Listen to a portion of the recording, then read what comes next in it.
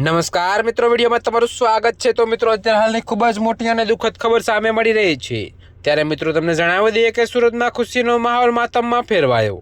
જી હા મિત્રો, અત્યારે હાલની આ ખૂબ જ મોટી અને દુઃખદ ખબર સામે મળી રહી છે। ત્યારે મિત્રો તમને જણાવી દઈએ કે સુરતના ખુશીનો માહોલ માતમમાં ફેરવાયો છે। તો મિત્રો, સુરતના ગોથણ ગામના નૈતિક પટેલ અને વેદી પટેલના 10 મહિના પહેલા સાદગીથી લગ્ન થયા હતા। તો મિત્રો, આ યુગલ કેનેડા સ્થાયી થયું હતું, પરંતુ તેઓએ સામાજિક રીત રિવાજ મુજબ લગ્ન કર્યા હતા। પરંતુ મિત્રો, તમને વધુમાં એ પણ જણાવી દઈએ કે લગ્નના દિવસે જ 25 વર્ષની દુલ્હન વેદીની તબિયત અચાનક બગડી અને તે બેભાન થઈ ગઈ। તેને હોસ્પિટલમાં લઈ જવાઈ, જ્યાં ડૉક્ટરોએ તેને મૃત જાહેર કરી।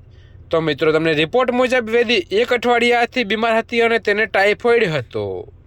જી હા મિત્રો, અત્યારે હાલની આ ખૂબ જ મોટી ખબર સામે મળી રહી છે। ત્યારે મિત્રો, અત્યારે હાલ માટે આટલું જ। મળીશું નવી અપડેટ સાથે। અને જો તમને અમારા વિડીયો પસંદ આવતા હોય તો વિડીયોને લાઇક, કોમેન્ટ, શેર અને અમારી ચેનલને સબસ્ક્રાઈબ કરવાનું ભૂલતા નહીં મિત્રો।